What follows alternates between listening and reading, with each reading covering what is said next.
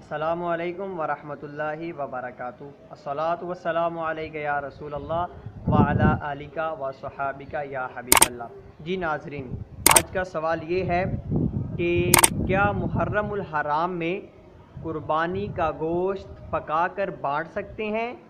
क्या मुहर्रमुल हराम में कुर्बानी का गोश्त पकाकर बांट सकते हैं? इसके अलावा ये भी बता दें कि मुहर्रम में कुर्बानी के गोश्त पर ख़त्म पढ़ा कर दे सकते हैं। जी हाँ नाजरीन, तो बात करते हैं कुर्बानी के गोश्त की। कुर्बानी के गोश्त का हुक्म ये है कि अगर तुम इसे पूरा अपने पास रखना चाहो तो भी रख सकते हो, 3 हिस्सों में बांटना चाहते हो, सुन्नत पर अमल करना चाहते हो तो ये भी कर सकते हो। इसके अलावा दूसरी बात ये है कि कुर्बानी का गोश्त जो है वो मुहर्रम में उस पर ख़त्म पढ़ाकर उसे बांट सकते हैं।